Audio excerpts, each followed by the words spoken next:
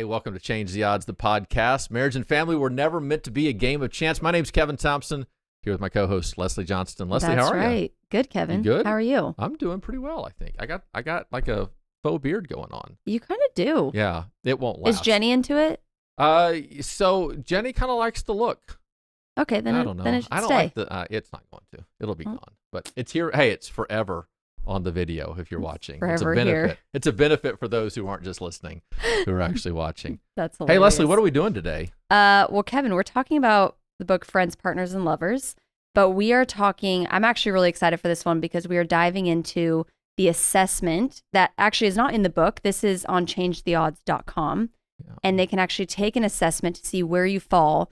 Friends, partners, and lovers. Yeah, three different assessments. What are your scores? And so here's how this kind of came about is, so the book came out many years ago, and people kept on kind of asking, hey, how do I know where we are? And what's interesting to me is what comes naturally to us of what we think it takes to have a good marriage isn't necessarily aligned with not only what Scripture says, but then also what modern psychology would say. And one of the most exciting things about the time in which we live, Leslie, is it has never been so known what we need to be happy in marriage. Generations of old, it's not like my grandparents had these books on the shelves with all this data and research. Oh, here's what Mama and Papa need to be happy. They didn't have any of that. Yeah. We have this knowledge and this understanding. So what we have done at Change the Odds is we worked with some marriage counselors. We took the topic of friendship, the topic of partnership, and the topic of intimacy, and we said, okay, if we could narrow that down to just 10 things each, what would that look like? What are the big issues here?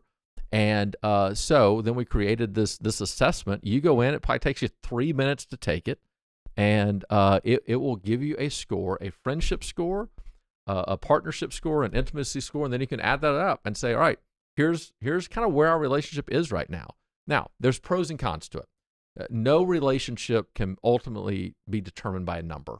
We're humans. It doesn't work that way. But I think the strength of it is this: to have some outside experts say, here's what really matters in marriage, now takes us beyond ourselves and just our own bias of what we think. And let's face it, if we're not very careful, we'll begin to justify our own actions. I always say one of the very first one of the very first talks I ever did on love and marriage, I did when I was 17. So the first marriage conference I ever spoke at, I was 17. And having never dated, having never been married. No, not married. You are at from all. Arkansas, so you maybe could have been married at 17. Wow, that's the shot that we're going to take. But I look back on what I spoke at on that night, because all I had was the Bible. Like, I had no experience I could lean on. I just had the Bible. I look back at what I spoke on that night, and it's pretty accurate. Wow. And do you know why it's accurate? Because if I were to speak to that same group today, most of them would be dead. But if I were to speak to that same group today, I would be biased. So there's things in my life, within my own marriage, I'd want to kind of cover up, right? I would kind of downplay what I'm not good at and highlight what I'm good at. That's the way we operate. Yeah. We do that in our own relationships. So for a couple to go out and each individual takes it by themselves, and then they can compare the scores. Whenever I'm going to see a couple now, I always tell them, hey, go take the marriage assessment, email me your email addresses, because without that detail, I won't know who they are. And then I can look up what their scores actually are, and immediately I can begin to say, hey, this relationship is in a pretty good spot, or man, here's what the problem actually is. Yeah. So Yeah. I would take anybody in a serious relationship, seriously dating, engaged, and obviously anywhere along the span of being married. And I would say, go to changetheodds.com, take the assessment, have your significant other take the assessment. And then, more important than the scores, just begin to walk through the statements, the questions, and say, why does this matter? Yeah. And is there something here that we're overlooking, which is what we're going to do? You know what I love is that and you talked about this in our previous episode with friends, partners, and lovers, but it seems like sometimes it feels like you're stumbling around in like a dark room trying to figure out, why are we not clicking? Why are we not having either like a friendship, partnership, intimacy, any of those things? And a lot of times the other one can affect the other one. Yeah. So if your friendship is low, then your intimacy must be low or your partnership. And I think a lot of people, this will be super helpful. Yeah. No, I think so. Let's jump into it.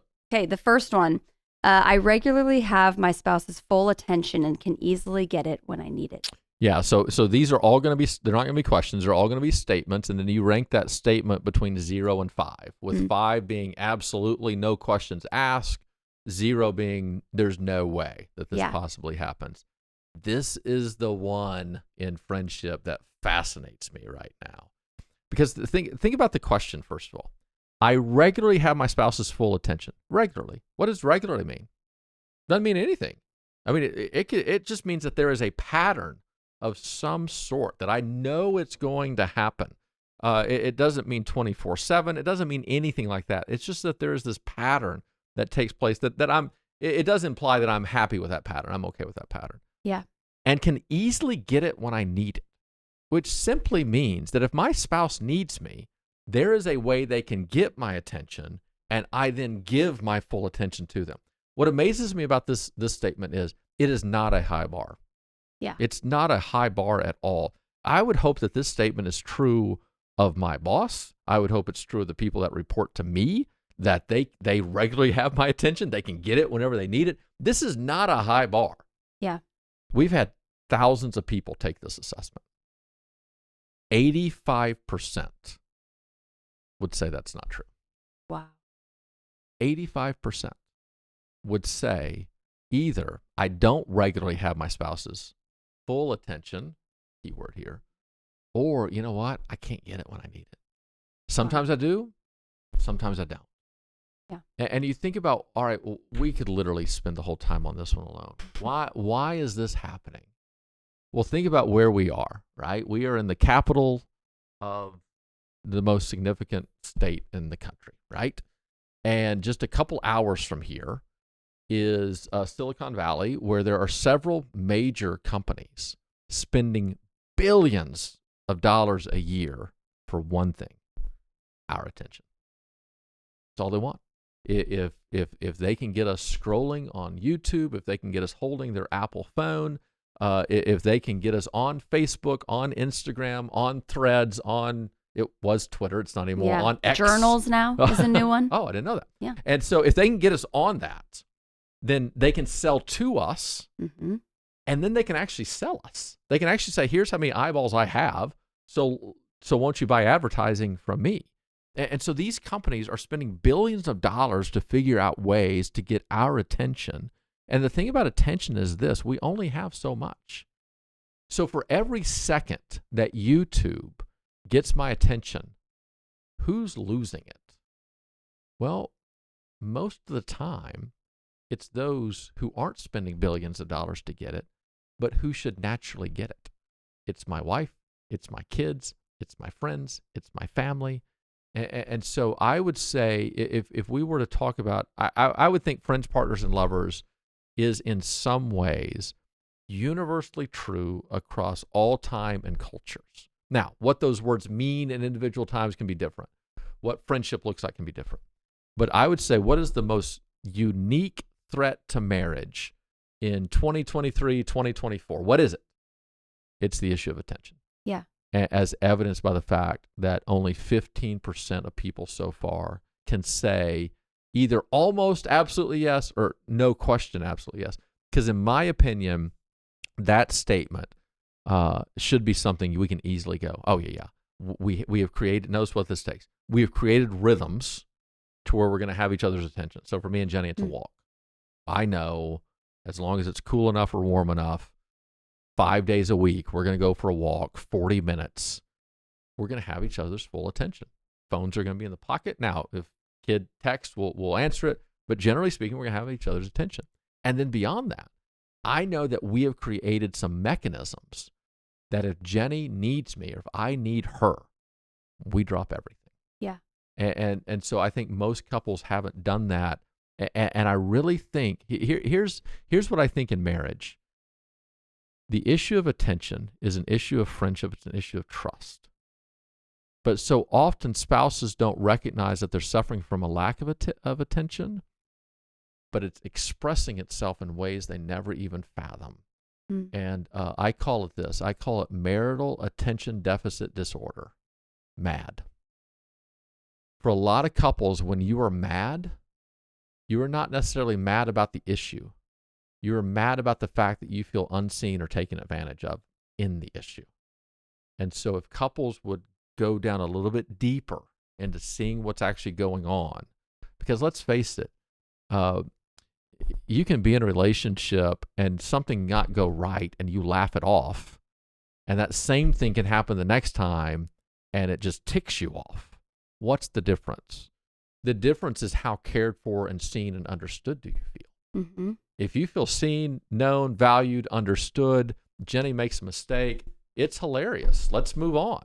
Yeah. If I feel like she doesn't care, she's not giving me the attention that I need, I'm unseen, unheard, and Jenny does something, then I'm defining her heart by it. Yeah. And that expresses itself in anger. So we're going to do one of these questions an episode, right? Yeah, it sounds like it. We have 30 episodes planned out.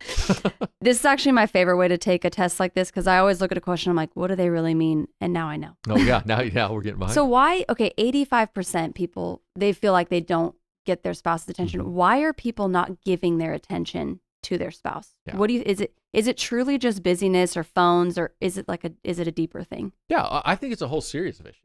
I think first and foremost, we don't recognize how we control our attention. Mm-hmm. So it is intention is the problem. Intention of attention is the key here. And so literally, because we are not choosing where our eyes go and where our brains go in that moment, then the next thing you know, we are left to the whims of whoever can come across and gain our attention. Well, now in the culture in which we live, you have so many things that are going on. Let's think about this in a way that very few people would think, I think. So there's a positive that's going on with phones right now and technology in general, and that is teenagers are having far less sex. Far less intimacy among teenagers, which means STD rates are down, teen pregnancy is down. There's so many positives that are going on. But why is that happening? What's happening is they're all on their phones, and so they're not seeing each other. Yeah. And so literally what used to happen is without so many things to capture our attention, you would capture each other's attention. That was a good thing. Now, it could then sometimes express leads itself. to, Yes, yeah. It could express itself in some negative ways. But that was a good thing. Well, now teenagers are not spending as much time in physical proximity with each other. And even if they are, then the next thing you know, they're here and not here. And so that's leading to this disconnect now that's taking place. Well, that's happening to their parents as well. And so in part, it's just as simple as we don't recognize that we choose where our attention goes. Because, and what happens is we end up outsourcing that to others. And anytime you outsource your focus or your attention, you're going to outsource it to somebody who's going to use you, not be there for you, right? This is why you have, is it Cal Newport, I think it is, who wrote the book Deep Work, one of the great works right now on how to get more important things done at work. And his basic argument is this, that if you are in a job in which you can do this, and we are, set aside, block out specific time to do the most important, valuable work that you possibly can. And generally, if you want to do that first, Carey Nieuwhof has a great book, At Your Best, where he's saying the same thing. Find the best part of your day and block off the most important part of your work and do it right then. Intentionally choose what you're going to give attention to. Because if you don't do that, what happens? You walk into the office, and it's the first person that comes into your office. It's the first email. It's the first text. And now you're going down these rabbit holes without any value of does this matter or not. And so I think first and foremost, that's what's happening in relationships. And then beyond that, I think you do have this idea of these companies are working very hard to get it. I think they're very smart at how they're going about doing that. There's aspects of addiction that's taking place. Think about the serotonin hits, the dopamine hits that now come from the 3 notifications I have on my phone right now that weren't there 20 seconds ago.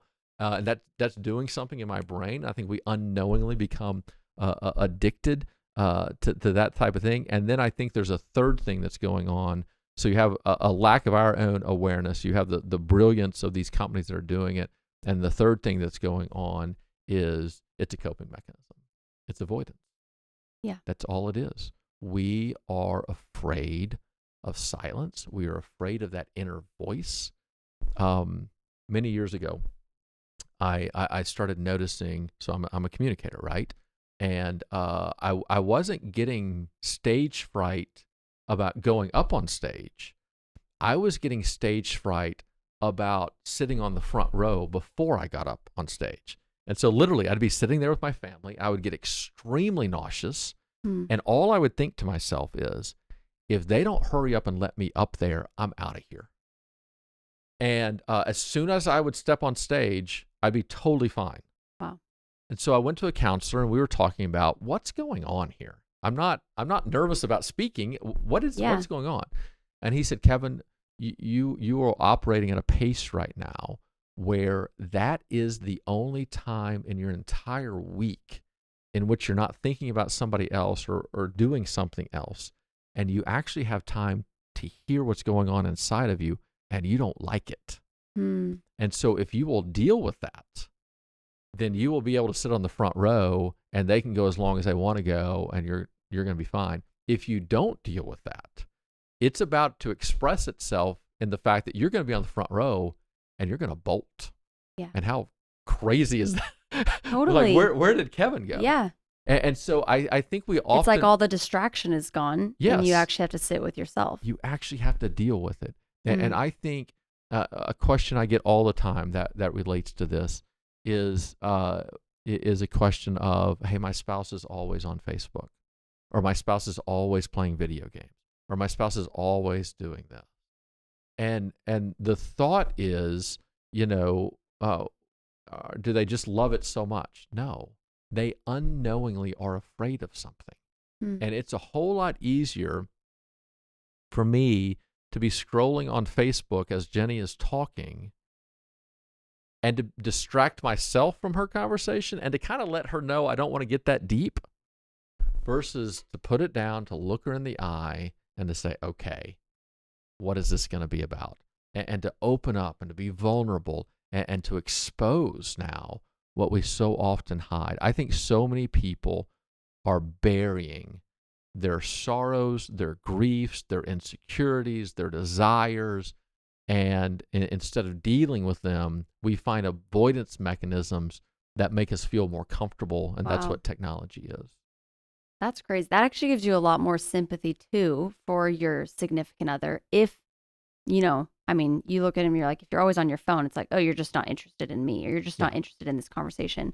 But it could be deeper. It is. I think for a lot of people, it's not about their spouse. Yeah. But they have to see that it is about their spouse. Yes. Yeah. That their spouse is suffering because of what is actually going on in that moment. Let's do this. We're halfway through, and we're only one question in. No, but let's forget about the clock and let's focus more on this, because I think it's such an important topic, and we can cover the rest of them in the next episode. But let's begin to deal with questions of, how do we change this? So how do we, if this truly is the number one threat to marriage, to intimacy, to relationships, because we can take this into parenting very quickly, by the way. This is not just marriage. So I'm sitting in a restaurant, and I look across the way, and you have a mom and like two small kids that are in this restaurant, right? And I'm not a guy that I sit over there and judge people who are on their phones or anything. Not my business. I have no idea what's going on. But this relationship kind of caught my attention. And what you had the two kids who were kind of acting out, right? And so the mom and I don't know what the mom's dealing with. Maybe she needed to be on her phone.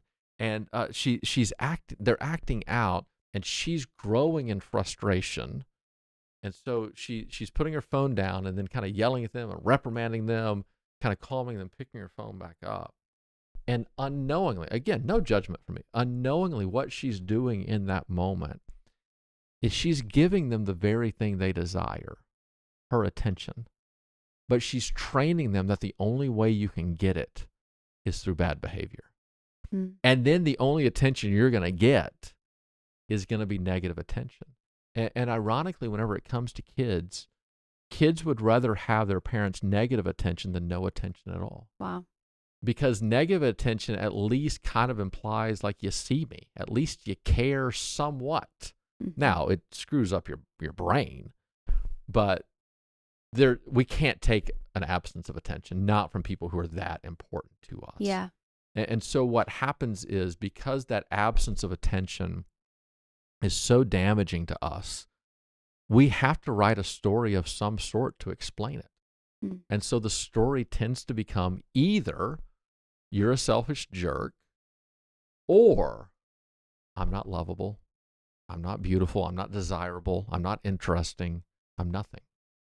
And those two stories lead us into some horrible places and even worse coping mechanisms than after that. And so to understand and to see the importance of this issue, I think is vital. Wow. Because you hear couples all the time go, yeah, the only way I can get their attention is to either threaten to leave, to blow up, to have an issue, Yeah. It's like you see that constantly. No, absolutely. And you think about this, I mean, your parents are such great examples that you walk into a room and I don't care what is going on, you have your dad's attention immediately. I could be talking to him.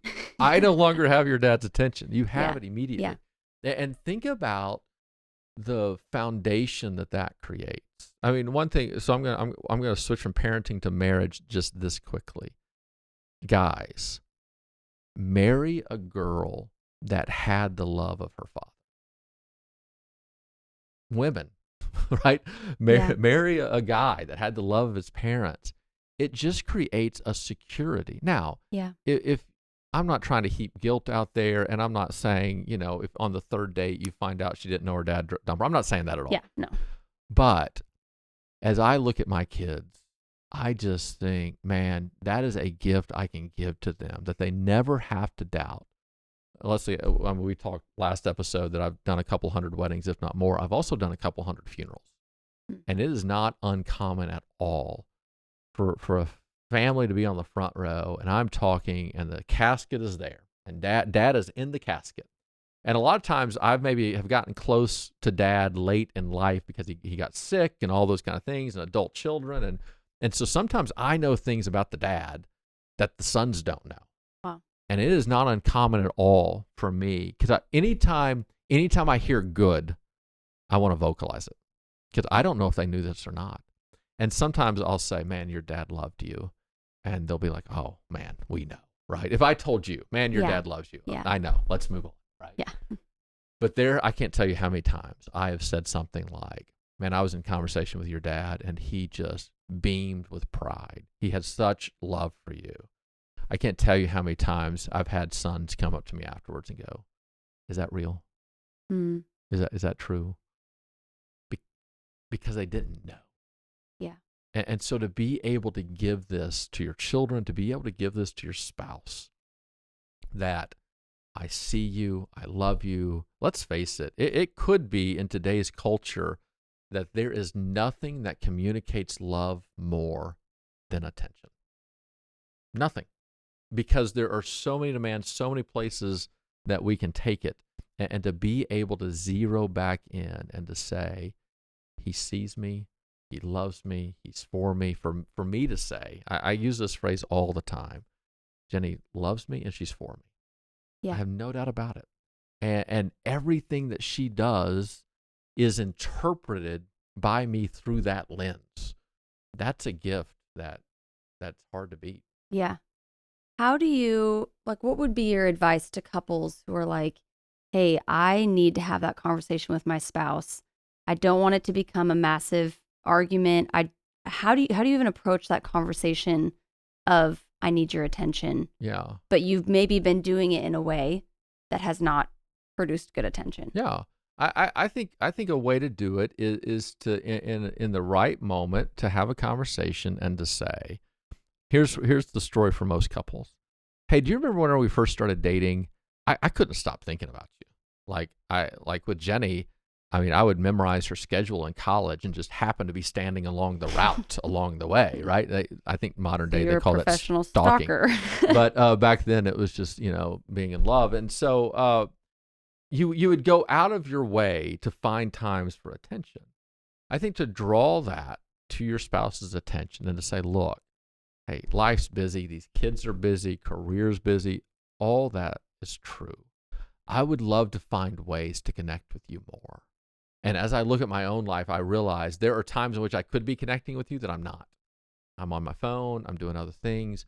Is there a way that we could create a rhythm in which we have that? Now, here's the sad news. There are some spouses who are in so much pain and in such a bad mode, that's just not going to work. And if that's the case, then I would probably make an appointment with a counselor and tell your spouse, hey, I'm going to this counseling. I want you to go with me, but I'm going with or without you. But I'm going because we got to figure this out. But I think for most couples, in a generally healthy kind of concept, they could see that, and there's something they could actually do about it. And then here's what I think becomes the secret. Let's take this statement in two ways. So one, I regularly have my spouse's attention. That's one issue. And then two, I can easily get it when I need it. So let's start with the second. I can easily get it when I need it. You and your spouse or significant other need to create communication techniques to where I know how serious this is. So if Jenny calls me right now, I'm not going to answer. If she texts me ASAP or uses other language, we're going to stop this recording and I'm going to take the phone call. There is a mechanism in place where Jenny, where Ella, where Silas, where my parents can immediately get my attention no matter what is actually happening. And I could be on stage and there is still a way to communicate to me, and they will get my full resources in the moment at the expense of whatever is happening. Yeah. You have to create that. And the only way to create that is through communication. To say, all right, what's the code words? What's the look? All those kind of things. Generally speaking, I can be in a room of 1,000 people, and if Jenny gives me a certain look, I'm going to her. It may not be immediate. I'm going to have to get out of this conversation, but I'm not going to get caught up along the way. I'm going to her. And there are times in which I misread it. There are times in which I get over there and I'm like, hey, what do you need? She's like, I don't need anything. But I would rather misread it in a positive way than not have it at all or go, well, she probably didn't mean it. Yeah. So you have to create a mechanism that's there. We can call it a marriage 911 if you want to. What is it? What is it that you communicate? And even code words, I think, come in handy in those words with kids and all those kind of things. But then I regularly have my spouse's full attention. What does that mean? Here's where you got to create the rhythms of life. Yeah. Where we talk about work-life balance. That is a useless topic. Work and life are never in balance, I don't think. Work-life balance implies this idea of a seesaw, right? Where you have this perfect balance and it's just teetering right there. It's never that way. There are days in which parenting teenagers demands everything I've got and work is going to get nothing. There are other days in which working with you takes everything I've got. Takes it all out. Yeah. And I'm not going to have any time for my family. I saw, this is a rare thing. I saw my son yesterday for 30 seconds. Very rare. I left the house before he got up. I got home extremely late. Right? He came in and harassed me for about 30 seconds. That's about all he needed. And then he left. That's a very rare thing. But there are those days. That's not balance. Yeah. But we do have these rhythms, these very predictable patterns and rhythms. We have them on a daily basis, on a weekly basis, on a monthly basis, on an annual basis, in which I know at some point in this next quarter, Jenny and I are going to sneak away for a night. And somebody's going to be with the kids. I know that. That's going to happen. I know at some point in this next year, we're going to get away for a few days. I'm going to be speaking somewhere. She's going to be working somewhere, whatever. That way somebody else will pay for it. Yeah. But we're going to go together and break away. I know that. I know on a weekly basis, we're going to have these walks, right? I know on a daily basis. One of the things that we do is, so my mama and papa married 70 years. They went to bed together and got up together every day.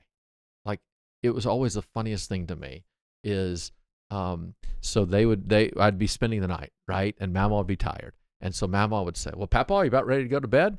And he'd say, well, I just want to watch the end of this game. And she'd be like, all right. And she'd sit there. She wasn't going to bed without him. And the game would end, and they would then go to bed. And so the other night, I just noticed myself. I said, hey, Jenny, are you ready for bed? And she goes, well, I want to finish my tea. And I'm like, okay. I sat there, right?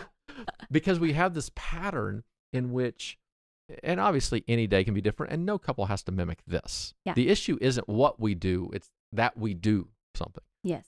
And so we wake up together, we go to sleep together. Now think about what that does. Here's what that does. We wake up together, which means the first 5 minutes of our day, before we get out of bed, we are in bed together, generally somewhat awake, right? There's physical connection. There can be a little bit of communication of what's going on. So before our day starts, we already have 5 minutes of, hey, we're in this together. And then as our day ends, we go to bed together. We don't immediately go to sleep, right? And so we have 5 minutes at least at the end of the day in which it can be, hey, I forgot to tell you about, here's what happened today. Or, it can be a held hand, right? It can be a touch of some sort. And so every day we're guaranteed 10 minutes. Yeah. Now, a couple doesn't have to do that. They have different schedules, all that kind of thing. Begin to add that up. What does 10 minutes a day, 7 days a week, 52 weeks a year, 23 years in add up to? The next thing you're going to start finding out is by that little small investment of attention, we're going to have, by the end of our life, we're going to have 7, 8 more years of marriage than other people would have, because we've chosen these very small moments. Whenever we think about attention, so often we think about, oh my goodness, I can't take anything else. There's so many demands right now. It's not about hours upon hours. Now, there need to be times in which that happens. Yeah. But what that means today is it means a couple minutes in the morning. It means a couple texts throughout the day. It means a couple minutes at night. It means hopefully we'll get a walk in, right? We're not going to today, the day we're recording this. There's an event that's going on tonight that she's busy at. We won't walk tonight. But after the event's over, we'll clean the kitchen together. We'll fall into bed together. We'll talk about what's actually going on. And I know for a fact that I will have her attention today. And so if something comes up and I don't get it, it's not that big of a deal. I'll get it the next time. Yeah. But here's the thing. If you don't have those patterns set, those rhythms set, then whenever you miss it, here's a great test for couples. If your spouse were to forget a significant Valentine's Day, anniversary, birthday, you have every right to be disappointed, to be hurt. How big of a deal would it be? For a lot of couples, it would be a very big deal. And that's more than just, hey, this is my love language, right? It is this idea that we live in a constant state of attention deficit. And whenever that happens, and the moment we think we're finally going to get it and we don't, it's devastating. Whereas if you live in a constant state of attention affluence, if it doesn't happen, I'm disappointed. Yeah. But I know what's going to happen. We think about this from the concept of intimacy. One thing I ask couples all the time to see, are you living in the affluence of intimacy? If you have scheduled intimacy that's supposed to come up and it doesn't happen for whatever reason, there's a headache, there's a stomach ache, there's a kid, whatever. If it doesn't happen, you have every right to be disappointed. Does it cause a fight? If it does, chances are it's because you're not experiencing this enough. And this one event becomes so important because you're dehydrated the rest of the time. Think about this. Yeah. If you and I mean, let's say we go down the desert, right? If you're down the desert and you're dying of thirst and you see that much water left over in a water bottle, it would have all the value of the world to you. But you and I have water bottles everywhere right now. Who cares? Yeah.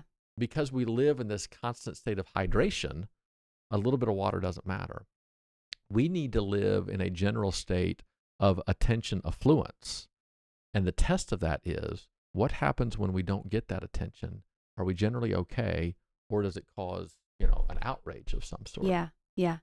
My mom, she used to tell us growing up, because we were 4 kids. I mean, she at one point had 4 kids, all under the age of 4 years old. I'm a twin. So we would fight all the time.